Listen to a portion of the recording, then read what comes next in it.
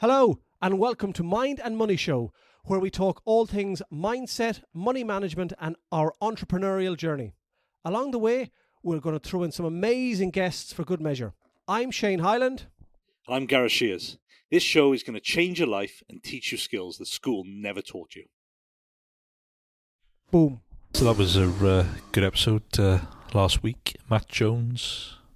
I didn't expect Matt to be that way, not knowing him before, and the way he opened up was amazing, and we can chat about that I suppose a later date. And also his knowledge in knowing when to get out of a business rather than hanging on for ages. It was really powerful listening to him. Yeah, no, I agree. I think I've kind of followed Matt's journey for quite a long time, and you know, from his S3 days to kind of where he is now. And you know, he was a disruptor. He is a disruptor. He likes to kind of push the boundaries, and I think that came out. I think that came out pretty clear. And you know, he is no nonsense. There's nothing hidden there. And I think that's what's great that kind of came out on the podcast, really. We hear a lot about being directionally correct and all that in business, but he seems to have been spot on. He has been learned harsh lessons along the way, as he said, and has been unsuccessful in the past, but he's learned all of those lessons. He's taken them all on board, and he's been really, really powerful in going forward with his business, and as he said, saying things that may not have always been 100% accurate, but they weren't incorrect, and pushing the business and driving it and having a real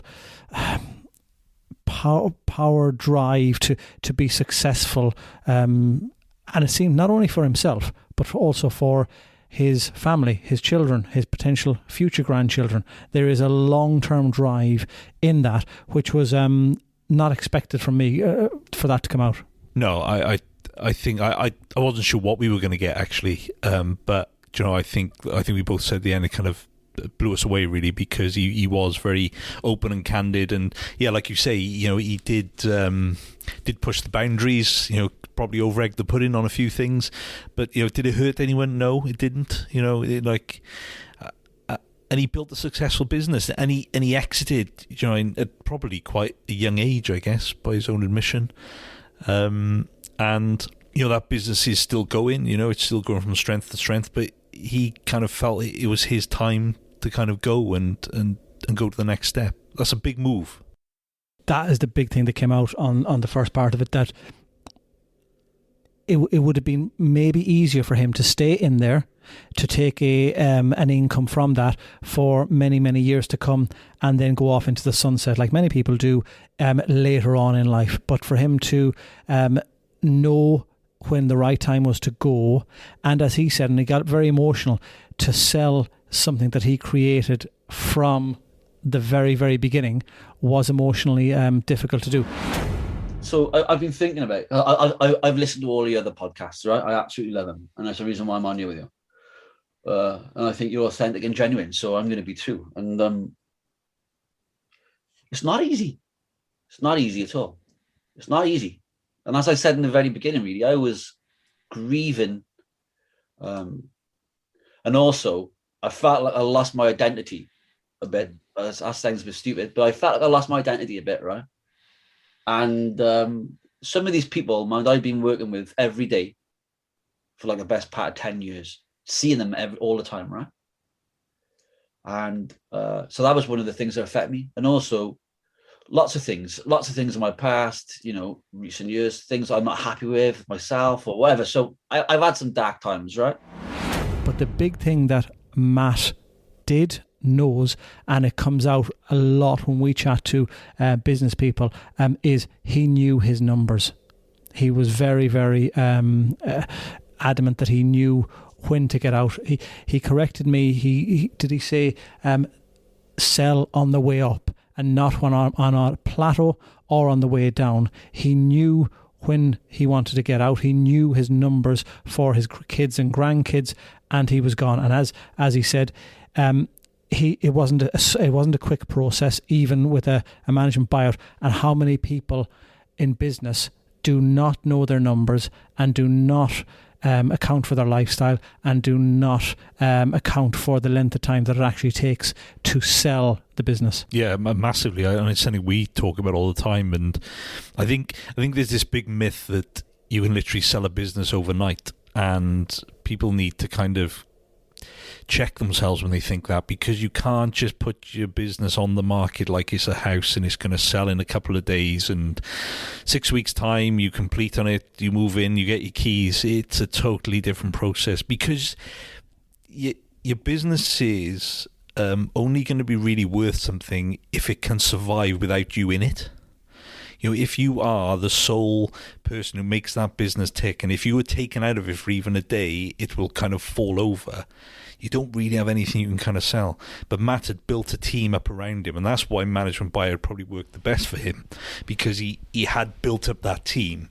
He knew his numbers, he knew what he wanted out of it, and what would kind of set him up and his family, and for him to go again then as well, because like he said, he had started the process with Masoa before he had exited as well. So he kind of knew that his next game plan was there. Yeah.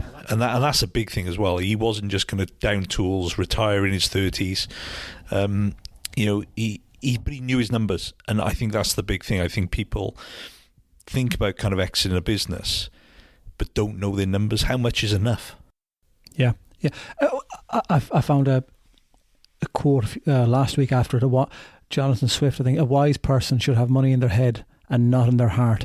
And that was very, very evident with Matt when he said, I've put into trusts X amount of money for each of the children, and it's different amounts of money because they're of different ages, so that they should all receive the same amount if the returns on each portfolio go. And if one is 3 or 4 years longer, there's less money to put in. And for somebody to understand that level of planning for children is the first time I've come across it with somebody that didn't get us involved. You know, he knew what he was doing. You know, if I need to put something in for 15 years, I need to put this amount of money in because it'll grow to this amount. If it's for 17 years, I need to put a bit less in because it'll be for longer. So he absolutely knew his numbers. The other thing that was striking was that he said he worked hard and he worked long hours, and there was a lot of travelling to London and shaking lots of people's hands and stuff like that. But with 4 kids and a 5th on the way, you could sense that there was a requirement to enjoy the family and have a lifestyle. And by doing this, allowed him to set himself and his family up financially.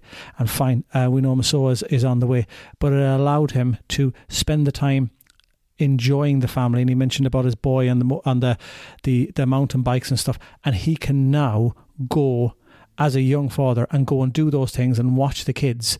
And as I said, the whole chat with him was really powerful. That he had his plan. He drew up his plan, like we always say. He has devised a process, and like we say, the end thing is the products. He put the money into the products that were relevant, but made the plan well before talking about the products themselves. It was really, really good listening to him.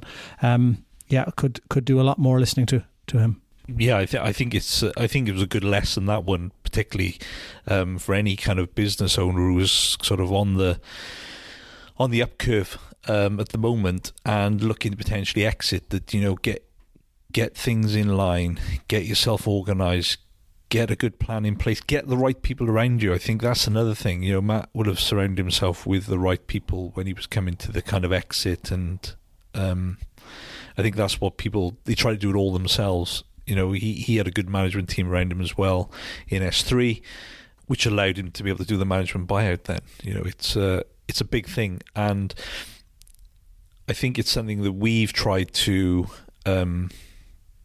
push forward with a lot of our kind of company owner clients, business owners, to make sure that they're kind of heading in the right direction, because it is that bury your head in the sand situation sometimes with selling the business, and you kind of go, right, that's it, I've had enough, I want to get out. But you've made no plan whatsoever. And, you know, it like I think Matt said, it took potentially 12 months, I think, you know. I think if you're looking to sell, you're probably looking 3 years potentially to get things in place. If you didn't have a structure in place as well, to make sure you've got a management team in place and it can function without you there. You know, it's got to have that ability that if you go out of the business for a month or whatever, it's not going to kind of fall down around you, and that people can make those decisions. Yes, you may have to make some decisions at a high level, but that's pretty standard for any kind of business owner. But that's what it's got to do. And what percentage of time is spent in the business? What percentage of time is spent with the family? And they should interlink, and the lifestyle should be relevant to enjoy the family life. And far too many people, I think, don't have that. And the bigger percentage of the pie is spent on the business, and it shouldn't. And there will always be an excuse not to get out. You know, there'll always be excuse when it comes to money, to saving, whatever it may be. If somebody's in their 20s, they're just out of uni and there's a lifestyle. If they're in their 30s, it's children in a new house. If they're in the 40s, it's a bigger house. If they're in their 50s, it might be the need to help their children financially in uni. So whether you own the business or not, and wanting to give up that regular recurring income from the business, there's never going to be a right time to get out, because there will always be an excuse. Well, I'm going to hold on till then. Till then doesn't exist. And for Matt to basically crunch his numbers, know his numbers, walk off into the sunset, cash in all his chips, set himself and his family up for life, start a new business, and enjoy his lifestyle is very commendable.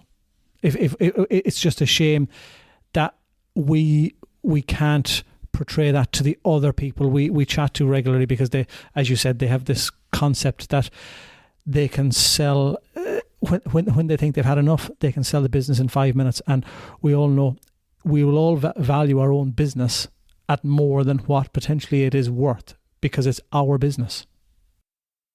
Yeah, exactly, because there's an emotional attachment to it, isn't there, sometimes? And I think you've got to, like you say, you've got to step away from that and actually go with what the head says, not the heart, when it comes to that. Like you said with the quote, I think there's some big lessons from that. I think there's a lot of lessons from this podcast, and like we've kind of talked particularly about knowing your numbers in this one, and we will do another episode where we'll talk a little bit more about some other things that Matt kind of said as well. But knowing your numbers is a big one for us, and we go on about, and we're going to keep going on about, and we're going to keep banging the drum about getting your business plan to align with your financial plan.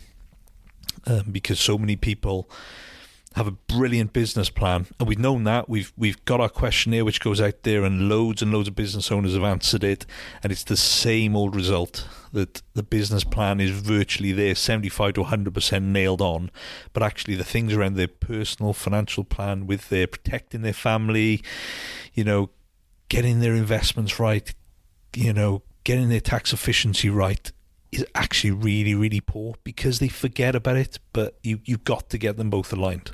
We've seen, how many times have we seen when people come in looking for help, business owners, and this can be, you know, the 2-man business or the 200-man business, they have the correct figures, they know their income, they know their expenditure, they know the cost of everything, they sit down on a quarterly basis and crunch the numbers with a professional, usually an accountant. They know what profit margins they're looking to achieve. They know at the beginning of the year what they want to hit. They put a financial plan in place to hit these numbers, and they have all that. And when they close the door of the building in the business and switch the light off, something happens, because they don't do much of that with their own personal life. And it's no different. It is just substituting business plan or the word business for personal in terms of a financial plan. And far too many don't do that, and they are absolutely superb with all of the business stuff, but the personal financial plan just gets put to the wayside. And as you said, it needs to complement each other and work in harmony to use as many of the tax efficient means possible, and whatever it may be, so that when the day comes that the individual or the couple want out, it is a smoother process to transition over from selling the business or getting out to living their lifestyle. As we've seen with Matt, it wasn't the smoothest of processes. He got out early, but it would have taken a lot longer if he didn't know his numbers and he didn't have a management buyout. It was only the 12 months because he knew those two important things. So that is a major, major thing that people need to do, is sitting down and working out with the likes of us their plan. What do they want to achieve? When do they want to achieve it? How much do they think it will cost? And then working backwards to try and put the process in place to achieve those dreams. Yeah, and I think the thing that a lot of them miss as well is you need to look at what's important to you. If you've got a young family, if something happens to you, and it does happen, people kind of bury their head in the sand. You could walk out of the building, get knocked over by a bus, and that's the end of it. Is your family taken care of? Have you got the relevant security in place? Because if you are that business and you get knocked over by that bus, what happens? Is your partner going to jump in and take over? Wife, husband, are they going to jump in and try and take over the business which they know potentially nothing about? They haven't got the skill set you've got. Yeah, so that is one of the key things, and they forget about that. They're brilliant at protecting the business. They'll have PI insurances, they'll have public indemnity, other public indemnity insurances. They'll have insurances that if someone slips on their premises, that they're covered.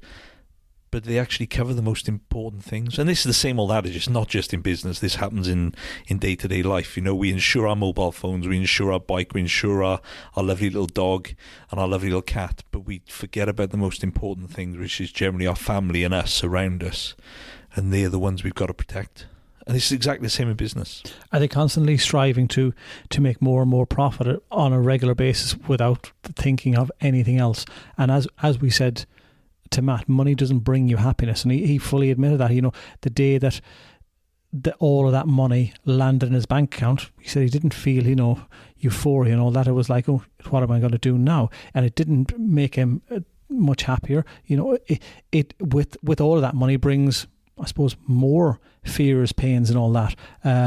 But it doesn't make you happy. It gives you, as we keep saying, the freedom to do things. But that can only be achieved, like anything else in life. It can't be done immediately. If somebody wants out of a business or whatever it may be, we need to sit with them, know their numbers and know their plan. Because, as you said, everyone's going to be different. Everyone will have different needs, wants, wishes, desires in life. Someone might like to go to the Masters and like to go to Monaco. They're going to need a lot more money going forward than somebody who just likes to sit around a lake and fish. So it's all relevant to the individual, and knowing each individual number for each person.